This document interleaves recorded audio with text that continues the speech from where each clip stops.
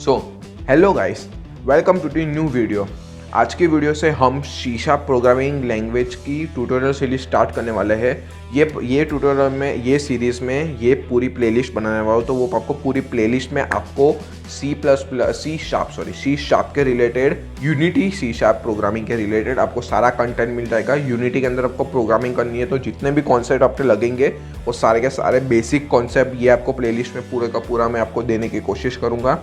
Okay, तो अगर आपको सी शार्प प्रोग्रामिंग लैंग्वेज नहीं आती है तो ये सीरीज़ को आप पूरा एंड तक देखेगा तो 100% आपको पूरा basic C sharp programming language आ जाएगी। तो उसके बाद आपको वो यूज़ करके आप एक बेसिक गेम बनाना स्टार्ट कर सकते हो और वो बेसिक गेम के अंदर भी आपको काफ़ी सारी चीज़ सीखने को मिलेगी।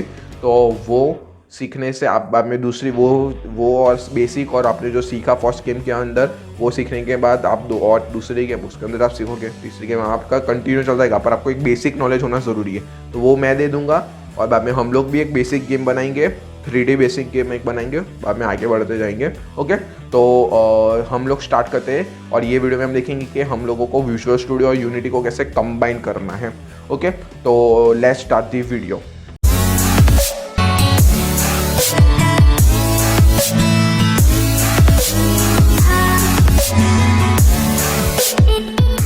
सो गाइस, हम सी शार्प प्रोग्रामिंग लैंग्वेज को स्टार्ट करें और विजुअल स्टूडियो को हम इंस्टॉल करें, उससे पहले हम देख लेते हैं कि हमारा पाथवे क्या होगा। मतलब यानी कि हम लोग कैसे Unity C sharp programming language को लर्न करने वाले हैं, उसके अंदर क्या क्या टॉपिक्स हम कवर करेंगे। ओके, और कितना टाइम लगेगा वो भी मैं आपको एस्टिमेटेड टाइम बता रहा हूँ, शायद प्लस माइनस हो सकता है थोड़ा बहुत। ओके, पर ये एस्टिमेटेड टाइम है। ओके, तो यूनिटी सी शार्प पाथवे, तो हम स्टार्ट करते हैं। तो सबसे पहले हम सीखेंगे बेसिक्स ऑफ सी शार्प। ये कवर करने में मुझे ज़्यादा टाइम तो नहीं लगेगा, I guess within 1 month ये मैं सारे टॉपिक्स को कवर कर लूँगा। 1 मंथ या उससे भी कम में शायद मैं सारे टॉपिक को कवर कर लूँगा। ओके, तो सबसे पहले डेटा टाइप से, ऑपरेटर से, if else statement, nested if else, for loop, nested for loop, while loop and do while loop. ये होता है हमारे सी शार्प प्रोग्रामिंग या फिर कोई भी प्रोग्रामिंग लैंग्वेज के बेसिक्स। ओके, अगर आपने प्रोग्रामिंग लैंग्वेज पढ़ी होगी, कोई भी सीखी होगी, तो आपको पता होगा ये सब एक बेसिक होते हैं जो हमको सीखने ही होते हैं। ओके, तो उसके बाद हम सीखेंगे डेटा स्ट्रक्चर। डेटा स्ट्रक्चर काफ़ी इंपॉर्टेंट होते हैं, like array, multi dimensional array और स्ट्रिंग। मल्टी डायमेंशनल हम लोग इतने यूज़ नहीं करते पर फिर भी हम सीख लेंगे, शायद कहीं पर ज़रूरत पड़ जाए।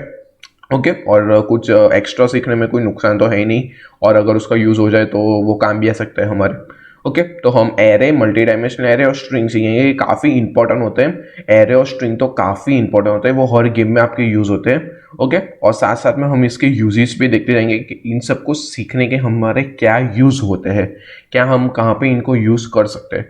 ओके, तो डेटा स्ट्रक्चर में ये 3 ही टॉपिक है, और काफ़ी सारे डेटा स्ट्रक्चर्स होते हैं पर वो सारे थोड़े एडवांस होते हैं और हमको गेम डेवलपमेंट में उतनी ज़रूरत नहीं होती है डेटा स्ट्रक्चर की। ओके, तो डेटा स्ट्रक्चर के लिए 3 बहुत होते हैं हमारे लिए। ओके, और उप्स, अभी उप्स काफ़ी ज़्यादा इंपॉर्टेंट टॉपिक है। आप देख सकते हो सबसे ज़्यादा इन तीनों में से सबसे ज़्यादा कॉन्सेप्ट है वो सारे उप्स में है, और इसके अंदर भी बहुत छोटे छोटे और कॉन्सेप्ट हो गए, इसलिए उप्स को शायद कवर करने में मुझे शायद 2 महीने से भी ज़्यादा या फिर उसके करीब करीब का टाइम लग जाए। ओके, तो ये इस पूरी प्रोग्रामिंग लैंग्वेज को कवर करने में मुझे शायद 2.5-3 महीने के करीब लग सकता है पूरा प्रोग्रामिंग लैंग्वेज के कॉन्सेप्ट को बनाने में। और यूनिटी के सी शार्प को मैंने सिर्फ 15 दिन में आपके यूनिटी के बेसिक्स को मैं आपको लिए 15 दिन में बना दिया था सिर्फ। मेरी शायद करने मुझे थोड़ा टाइम लग जाए, और हमको प्रोग्रामिंग के कॉन्सेप्ट क्लियर होने काफ़ी इंपॉर्टेंट होते हैं, क्योंकि आगे जाके हमको प्रोग्रामिंग करेंगे तो कॉन्सेप्ट क्लियर नहीं होंगे तो आप अच्छे से प्रोग्रामिंग कर नहीं पाओगे, और बहुत प्रॉब्लम में फेस करने वाले हो, बाद में आप बहुत प्रॉब्लम फेस करोगे। ओके, तो बेटर है कि अभी हम लोग कॉन्सेप्ट क्लियर कर ले। मुझे भी 3 महीने या 4 महीने लग गए थे प्रोग्रामिंग लैंग्वेज को सीखते सीखते, और उतना टाइम को देना ही पड़ता है हमको। ओके, तो हम लोग देखते हैं उप्स के कॉन्सेप्ट क्या होते हैं सी शार्प में। सबसे पहले क्लास एंड मेथड्स, ये काफ़ी इंपॉर्टेंट होता है। ओके, बाद में कंस्ट्रक्टर्स, एक्सेस मॉडिफायर्स, एनकैप्सुलेशन, ये भी काफ़ी इंपॉर्टेंट होता है। एनकैप्सुलेशन, स्टैटिक कीवर्ड, इनहेरिटेंस और सिंगलटन पैटर्न, ये काफ़ी इंपॉर्टेंट है। ये सिंगलटन पैटर्न आपके गेम को बहुत ही ज़्यादा कम साइज में आपका कम कर सकता है, प्रोसेस इंटेंसिव भी कम हो सकता है इसका सिंगलटन पैटर्न को अगर सही जगह पे यूज़ करे तो। इसलिए singleton pattern very important. Polymorphism और एब्स्ट्रैक्शन, ओके, तो ये 9 कॉन्सेप्ट होते हैं, उसके अंदर भी काफ़ी सारे छोटे छोटे कॉन्सेप्ट हो सकते हैं, और जैसे कि फाइनल कीवर्ड वगैरह के छोटे छोटे कॉन्सेप्ट हो सकते हैं, तो वो भी हम कवर कर लेंगे। तो इसलिए ऊप्स काफ़ी इंपॉर्टेंट है, इसको करने में थोड़ा टाइम और जा सकता है। ओके, तो यही था हमारे बेसिक्स थे, बेसिक्स ऑफ सी शार्प। पहले डेटा स्ट्रक्चर को इसको कवर करने में ज़्यादा टाइम नहीं लगा, 3 ही टॉपिक है इसके अंदर, और उप्स सबसे ज़्यादा टॉपिक इसके अंदर है, इसको कवर करने में सबसे ज़्यादा टाइम लगने वाला है उप्स इन सी शार्प को। ओके, तो हम लोग एक बार देख रहे थे कि हम लोगों को विजुअल स्टूडियो और यूनिटी को कैसे इंटीग्रेट करना है साथ में। ओके, तो चलिए मैं आपको विजुअल स्टूडियो के वेबसाइट पे ले चलता हूँ। सो गाइस, अगर आप सिंपली गूगल पे जाके विजुअल स्टूडियो लिखेंगे तो आपके सामने सबसे पहले लिंक होगी visualstudio.microsoft.com। तो उस पर डबल क्लिक कीजिए, ओपन कीजिए उसको, आपके सामने कुछ ऐसा इंटरफेस आने वाला है। तो आपको यहाँ पे 3 दिख रहा होगा, visual store, visual studio code और विजुअल स्टूडियो फॉर मैक। अगर आप मैक यूजर हो तो आप ये यूज़ कीजिए। अगर कोड के लिए तो ये मैं आपको डिफाइन कर, दोनों सेम ही होते हैं, पर आपको यहाँ पे अलग अलग लाइब्रेरीज को इंस्टॉल करना पड़ेगा। उससे बेटर है कि हम विजुअल स्टूडियो को इंस्टॉल करें। तो अगर आप विंडोज़ यूजर हो तो आप इसके ले जा सकते हैं, सिंबल भी ऊपर यहाँ पे विंडोज़ का। ओके, और यहाँ पे आप सिंपली डाउनलोड विजुअल स्टूडियो पे जाइए। कम्युनिटी, प्रोफेशनल और एंटरप्राइज 3 वर्जन है, हमको कम्युनिटी वर्जन को डाउनलोड करना है, क्योंकि प्रोफेशनल और एंटरप्राइज पेड होते हैं और थोड़े फीचर्स उसमें ज़्यादा होते हैं। ओके, पर ये पेड होते हैं, पर कम्युनिटी वर्जन टोटली फ्री है। तो आप सिंपली इसमें जाके यहाँ पे डाउनलोड का पे क्लिक कीजिए, डाउनलोड कर लीजिए, फिर आपको कुछ ऐसा इंटरफेस दिखेगा।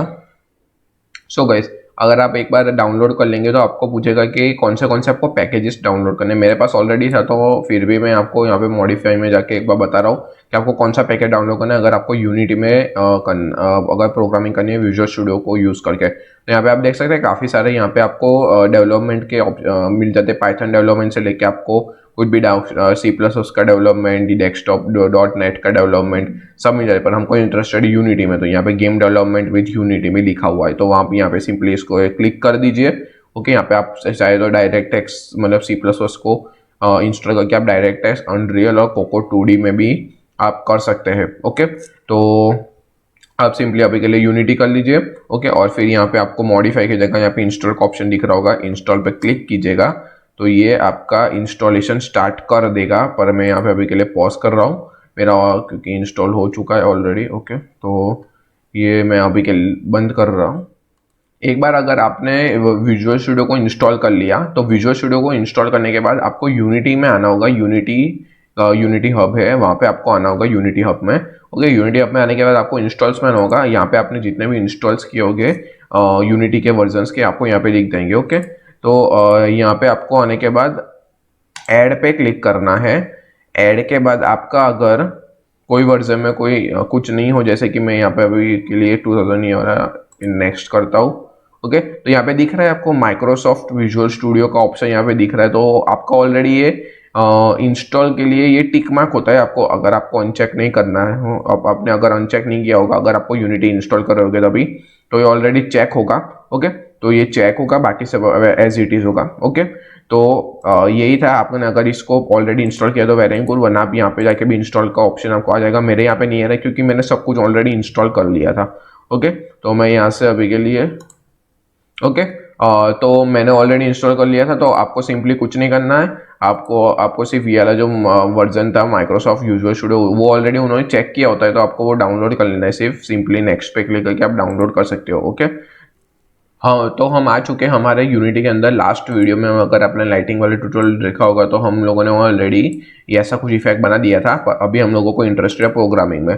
तो मैंने आपको जैसे बताया था कि हम लोग प्रोजेक्ट पैनल में हमारे पूरा प्रोजेक्ट है उसके सबको ऑर्गेनाइज करते हैं। तो हमको जब भी हम स्क्रिप्टिंग कर रहे हैं उससे पहले हम लोगों को एक फोल्डर बनाना चाहिए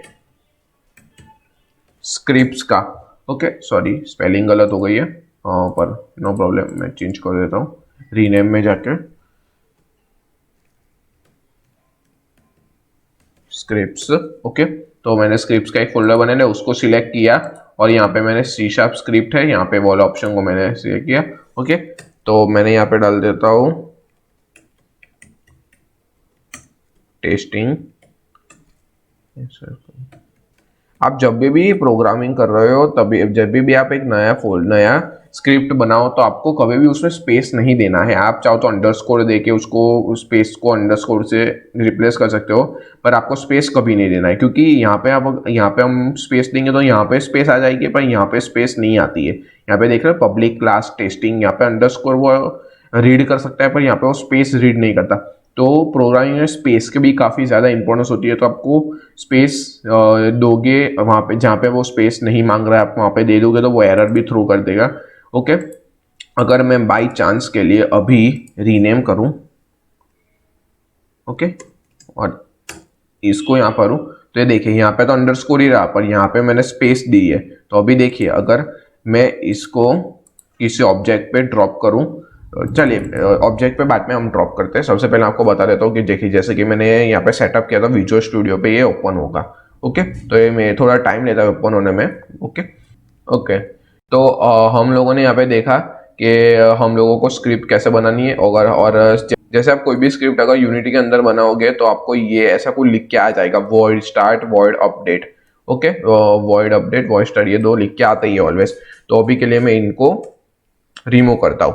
ओके, तो और तो हम लोगों ने आज के वीडियो में क्या देखा कि हम लोगों को कैसे हम लोग कैसे पूरा का पूरा यूनिटी सी# को कवर करने वाले हैं, कैसे हम लोगों ने विजुअल स्टूडियो और यूनिटी को कॉम्बो इंटीग्रेट करना है वो पूरा का पूरा देख लिया, और यूनिटी के अंदर कुछ सी# स्क्रिप्ट बनाने तो वो कैसे बनाते हैं। ओके, तो मैं आपको जो बता रहा था कि ये स्पेस यहाँ पे देना और यहाँ पे स्पेस नहीं हुई, ओके, तो उसका क्या नुकसान होता है मैं आपको बताता हूँ। और कंट्रोल S ऑलवेज प्रेस करते रहना सेव करने के लिए। ओके, तो हम यूनिटी में आ गए। अगर आपको कोई भी स्क्रिप्ट मतलब आपने कोई भी कोड लिखा, अगर आपको वो रन करवाना है गेम के अंदर उसका इफेक्ट देखने के लिए, तो हमको क्या करना पड़ता है, कोई भी गेम ऑब्जेक्ट है उसके ऊपर वो रखना पड़ता है ड्रॉप पर। यहाँ पे क्या है, cannot add script component testing script because the script class does not be found.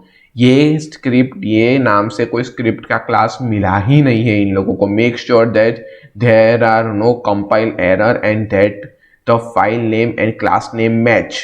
File name और क्लास नेम मैच। अभी हम देखते हैं, देखा यहाँ पे मैच कर रहा है, नहीं कर रहा है, यहाँ पे अंडरस्कोर है पर यहाँ पे स्पेस दिया है। तो यूनिटी स्पेस यहाँ पे हम लोग ये जो यहाँ पे लिखेंगे उसमें क्लास के नेम में स्पेस नहीं चलता। ओके, पर यहाँ पे स्पेस देंगे तो यहाँ पे यूनिटी को कोई प्रॉब्लम नहीं है। ओके, पर यहाँ पे स्पेस नहीं चलता, इसलिए ऑलवेज बी श्योर दैट आप जब भी कोई भी स्क्रिप्ट बनाओ तब स्पेस ना दीजिए। ओके, आप चाहो तो उसकी जगह एक अंडरस्कोर दे दो। ओके, तो अंडरस्कोर देंगे, तो अंडरस्कोर देने के बाद सॉरी, ओके, ये कंपाइल हो रहा था, तो अंडरस्कोर देने के बाद मैं ये क्यूब पे ड्रॉप करूं तो यस, देखिए ये देखा टेस्टिंग स्क्रिप्ट 2 बार ड्रॉप हो चुकी है। तो मैं चाहूँ तो सिंपली यहाँ से रिमूव कंपोनेंट, देखा टेस्टिंग स्क्रिप्ट, इसको मैं डबल क्लिक यहाँ पे भी करूँ तो भी ओपन हो जाएगा विजुअल स्टूडियो में, वैसे ओपन होगी जैसे हम लोगों ने इसको छोड़ा था। ओके, तो आज के वीडियो के लिए इतना ही रखते हैं। मैं मिलता हूँ आपको नेक्स्ट वीडियो में, और हम लोग और देखेंगे कि वो जो वॉइड स्टार्ट और वॉइड अपडेट थे वो कैसे यूज करते हैं। और अभी जब भी मैंने आपको बताया था सारे विंडोज के बारे में, तभी मैंने आपको बताया कि कंसोल पैनल को हम तभी समझेंगे जब भी हम प्रोग्रामिंग में मूव करेंगे। तो अभी ये टाइम आ चुका है, कल हम लोग नेक्स्ट वीडियो में हम लोग कंसोल पैनल को समझ रहे होंगे कि वो कब यूज होती है और कैसे यूज होती है। अगर हम लोगों को कोई चीज प्रिंट करवानी है यूनिटी में तो हम कैसे करवा सकते हैं, वो हम नेक्स्ट वीडियो में देखेंगे। ओके, और उसके नेक्स्ट वीडियो से शायद या फिर अगले वीडियो से शायद हम लोग डेटा टाइप्स के ऊपर मूव कर जाएंगे। ओके, तो सिया, गुड बाय।